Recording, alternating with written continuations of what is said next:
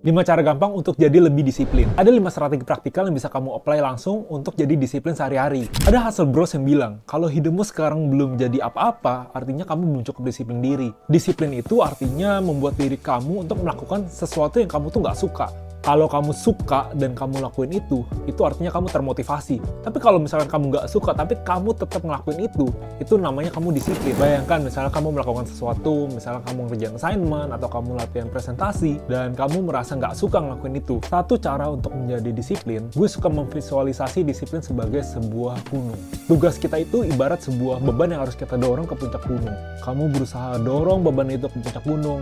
Kamu ngerasa, gue nggak suka ngelakuin ini, tapi gue akan tetap dorong sampai ke puncak gunung. Nah, ini yang bikin stresnya. Ketika kamu menggunakan semua tenaga yang kamu punya, berusaha mendorong beban itu ke puncak gunung. Berat, capek, panas. Berharap proyek yang kamu jalani bisa selesai. Atau mungkin beban yang udah kamu berusaha dorong ke puncak, ternyata malah jatuh ngegelinding lagi ke bawah dan kamu harus mulai lagi dari nol. Dan gue punya pemikiran kayak gini. Gue nggak pengen ngelakuin hal-hal kayak gitu. Ngelakuin sesuatu yang beban gitu. Cobalah buat pekerjaanmu terasa nikmat, feel good. Supaya kamu nggak ngerasa kayak lagi mendorong beban ke puncak. Seakan-akan beban itu emang ngegelinding sendiri gitu. Tapi ketika pekerjaanmu terasa enak dan menyenangkan, kamu nggak perlu jadi disiplin. Mungkin itu terkesan kayak mimpi ya. Karena realitanya kita harus ngerjain sesuatu yang benar-benar susah atau yang membosankan. Hal-hal antara dua kayak gitulah. Tapi coba bayangin kalau kamu hanya perlu mendorong bebannya sedikit ke puncak, dan setelah itu beban itu bisa menggelinding sendiri ke bawah. Sebenarnya ini yang sering kita alamin. Hal yang paling sulit itu biasanya ketika kita awal memulai, from 0 to 1.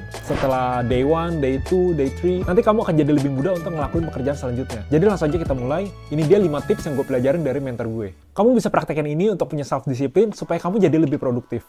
Yang pertama, tahu apa hal penting buat kamu. Dalam hidup itu ada begitu banyak hal yang harus kita lakuin. Kalau dikategorikan sebenarnya ada 2 hal. Yang pertama itu main things, dan yang kedua itu adalah supportive things. Penting untuk kita tahu apa main things kita. Dan ini advice yang harus kamu tahu. Ada filosofer namanya Lucius Seneca pernah bilang kayak gini.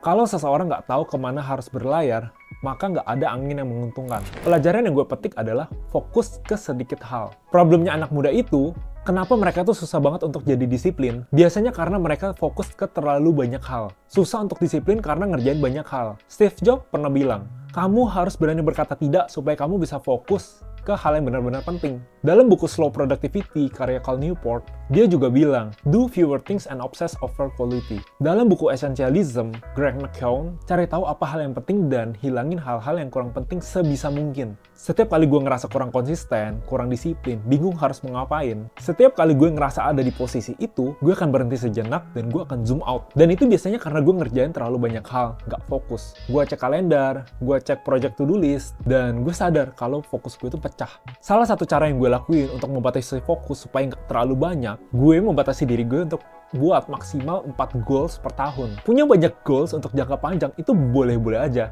Tapi kalau untuk goals tahunan, menurut gue itu nggak boleh terlalu banyak. Kecuali emang goals kamu udah tercapai semua. Karena untuk punya banyak goals artinya kita butuh lebih banyak fokus. Jangan sampai ujung-ujungnya kita malah nggak fokus dan kita nggak kemana-mana. Keteteran sendiri, jadi nggak disiplin, dan ngerasa diri kita bukan orang yang konsisten. Padahal itu karena fokus kita kebanyakan aja. Akan jadi lebih mudah untuk kita konsisten ke sedikit hal. Gue juga kadang-kadang melakukan ini. Coba bayangkan dan tanya ke diri sendiri. Misalkan, kita sehari cuma boleh kerja maksimal 2 jam. Apa yang akan kamu lakukan? Kalau sehari maksimal kerja 3 jam, kamu bakal ngapain aja? Gimana kalau seminggu cuma boleh kerja maksimal 8 jam? Dengan begini, kamu akan punya kejelasan. Oh, gue cuma boleh kerja 8 jam seminggu. Gimana kalau gue kerjanya cuma weekdays aja? Dan gue cukup fokus kerjain 2 hal yang paling penting aja. Misalnya yang pertama itu bikin konten, yang kedua itu kontrol tim. Dengan begitu, kalender to-do list itu akan jadi lebih kosong. Ketika gue ketemu orang-orang di event, banyak dari mereka juga ngalamin hal yang sama. Fokusnya ke terlalu banyak hal. Jadi ini advice yang bisa kamu coba. Fokuslah ke hal yang lebih sedikit, tapi lebih penting. Kemana fokusmu pergi, di sana akan bertumbuh. Dengan kamu fokus ke hal yang lebih sedikit, maka kamu akan jadi lebih disiplin. Sekarang masuk ke tips yang kedua, yaitu progres lebih penting daripada sukses instan. Di sini ada yang pernah dengar Wim Hof. Dia dikenal sebagai Iceman karena dia mendapat penghargaan Guinness World Record. Dia bisa bertahan di salju, mandi es selama 1 jam 50 menitan. Ketika gue coba mandi air dingin di saat musim salju, gak sampai semenit pun gue udah gak tahan gitu kedinginan. Tapi konteksnya di sini adalah ketika gue membandingkan diri gue dengan Wim Hof, gue akan ngerasa kalau diri gue itu adalah orang yang gagal karena gak bisa bertahan semenit pun di air dingin gitu. Nah di sini kamu perlu ingat kalau Wim Hof itu adalah seorang expert, sedangkan gue bukan. Wajar kalau dia bisa kayak gitu karena dia udah latihan selama puluhan tahun. Karena dia udah mulai lebih dulu, dia bisa improve dari hari ke hari, dari tahun ke tahun. Dia bisa mendapat penghargaan itu bukan karena kerja semalam. Orang-orang yang sukses secara keuangan, terkenal, punya badannya atletis, six pack, mereka bisa mencapai itu semua bukan karena kerja semalam. Kamu harus ingat kalau progres itu lebih penting daripada sukses instan. Misalnya, kamu baca buku. Yang terpenting itu bukan berapa banyak halaman yang bisa kamu baca dalam waktu singkat. Lebih baik kamu baca perlahan-lahan, tapi kamu serap ilmunya, kamu praktekin setiap kamu dapat ilmu baru. Jadi ketika ada banyak orang yang bilang mereka tuh susah banget buat konsisten, gue bilang ke mereka, sebenarnya itu karena standarnya mereka yang terlalu tinggi. Mereka pengen jadi jago semuanya sempurna dalam waktu yang singkat. Dan is better than perfect. Ada orang yang tanya ke gue, gimana caranya bisa konsisten buat bikin video? Karena dia dalam sebulan cuma bisa bikin satu video. Dan gue bilang ini ke dia, di 3 bulan awal bikin konten, gue itu berusaha untuk rutin posting setiap hari. Walaupun gak ada yang nonton, walaupun sedikit banget yang nonton. Tapi gue tetap rutin konsisten posting karena gue punya mindset. Dan is better than perfect. Gue cuma bikin video agak ngasal, ngeditnya minim karena emang gue gak bisa ngedit. Tapi seiring berjalannya waktu, gue pasti mikir, gimana ya caranya untuk improve video ini? Gimana caranya supaya orang mau nonton? Apa sih algoritmanya? Gimana sih cara nulis skrip? Gimana cara public speaking yang menarik? Dan berbagai perintilan lainnya. Yang mana hal-hal baru tadi baru bisa gue dapetin ketika gue sudah memulai. Gue jadi lebih relate dengan pentingnya ilmu-ilmu tadi ketika gue udah memulai. Ada fase pembelajaran yang kita dapat ketika kita berproses. Ketika ada habit besar yang kamu susah lakuin, maka kamu bisa fokus dulu ke action-action kecil yang mudah kamu lakuin. Karena ketika kamu udah terbiasa dengan action kecil tadi, maka akan lebih mudah untuk kamu ngelakuin habit yang lebih besar. Misalnya, kamu mau bangun habit belajar. Belajar 2 jam per hari itu pasti lebih sulit ketimbang kita belajar 5 menit per hari. Jadi kamu bisa mulai habit ini, misalkan, dengan coba belajar 5 menit per hari.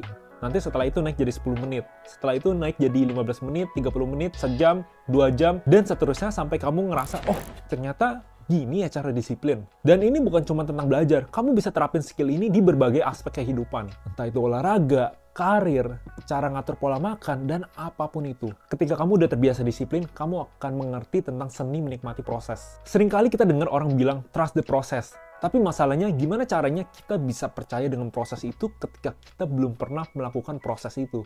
Jadi ketika kamu udah berhasil sekali, kamu akan mendapatkan sense dari apa itu menikmati sebuah proses. Sekarang tips yang ketiga, yaitu the lower self and higher self. Lower self itu maksudnya ketika diri kamu bilang, yaudah makan aja sesuka lu. Lakuin aja apapun yang kamu mau kerjain. Nggak usah mikirin konsekuensinya. Seakan-akan fokusnya cuma ke short term gratification. Kenikmatan yang ada di depan mata.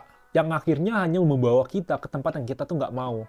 Jadi ada perbedaan antara lower self sama higher self. Contoh, misalkan nonton Netflix. Gue lumayan suka nonton movie, drakor, kalau ada film bagus, dan kebetulan lagi kosong ya mungkin gue bakal nonton. Bahkan kadang movie maraton. Biasa gue harus tidur jam 11 malam. Jadi kalau udah jam segitu, higher self gue kayak ngomong ke gue, udah, Steve, gosok gigi, siap-siap tidur. Lakuin saat teduh gitu loh. Entah itu baca renungan, baca buku, atau berpikir, kalau ngikutin rundown, gue bisa tidur dengan lebih cepat dan bangun lebih pagi. Rutinitas besoknya pasti akan berjalan lancar. Tapi ketika lower self gue bilang, udah nonton 1 episode lagi aja, tanggung. Diri gue seakan-akan bilang, kalau tidur jam 1 malam, bangun jam 7 pagi, tidurnya masih 6 jam, itu masih cukup lah. Dan akhirnya kita pasti kalap. Kamu pasti pernah ngalamin ini.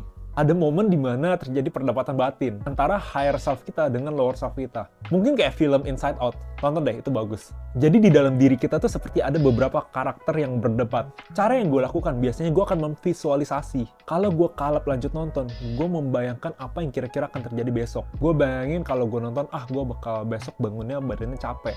Kerjaan gue jadi nggak fokus, hasilnya jadi nggak produktif. Ujung-ujungnya bete sendiri. Kalau nurutin lower self, kita fokusnya ke short term gratification. Kita kurang mempertimbangkan apa jangka panjang yang akan terjadi. Makanya kita harus paksa diri kita untuk melihat secara jangka panjang. Misal, ketika higher self kita ngomong untuk gosok gigi, sedangkan kita kok ngerasanya kayak malas ya buat gosok gigi. Coba bayangin nanti kalau misalkan kalian nggak gosok gigi, giginya jadi berlubang, ujung-ujungnya mesti ditambal, amit-amit dioperasi, keluar lagi duit jutaan hanya karena malas gosok gigi yang mungkin nggak sampai 5 menit. Padahal duitnya mungkin bisa dipakai buat belanja yang lain. Dengan start with why, kamu akan bisa lebih mendengar apa kata higher self-mu.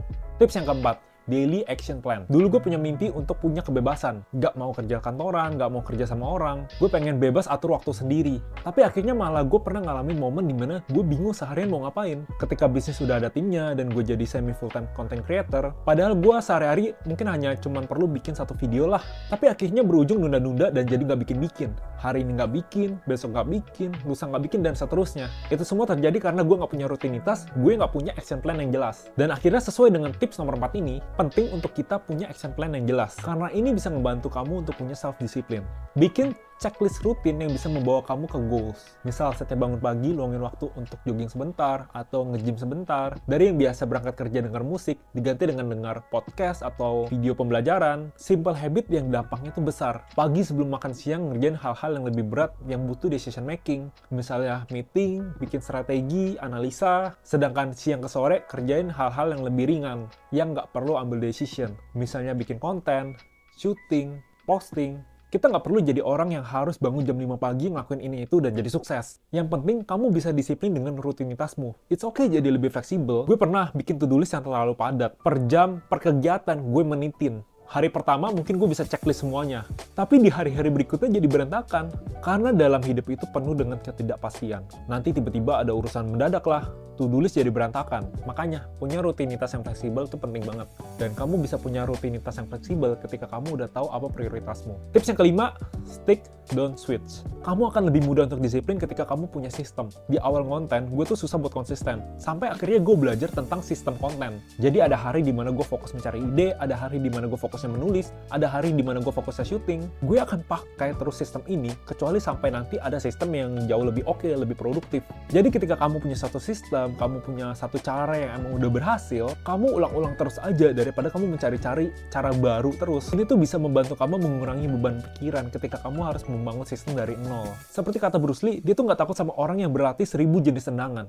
Tapi dia takut sama orang yang berlatih satu jenis tendangan tapi 1000 kali. Misalnya dalam investing, kamu punya satu cara yang berhasil, lebih baik kamu asah itu daripada kamu coba-coba terus cara baru dan nggak ada yang berhasil. Dalam bikin konten, misalkan kamu udah nemu cara yang berhasil, ya udah kamu fokus aja daripada ngikutin creator lain terus. Jadi itu dia rahasia terbesar untuk bisa berhasil yang pernah gue pelajarin, yaitu dengan pilih satu hal dan jangan pernah menyerah. Ketika kamu pilih satu hal dan kamu fokus ngerjain itu selama bertahun-tahun, maka nggak mungkin kamu nggak sukses. Karena problemnya biasanya orang itu pilih satu hal, dia kerjaan selama 6 bulan, nanti pindah lagi ke hal lain. Pindah-pindah terus dan akhirnya nggak ada yang berhasil. Jadi jangan sampai kamu ke distract dengan kanan-kiri, rumput tetangga itu selalu lebih hijau. Fokus sama apa yang kamu kerjain, itu dia 5 tips supaya kamu jadi lebih disiplin.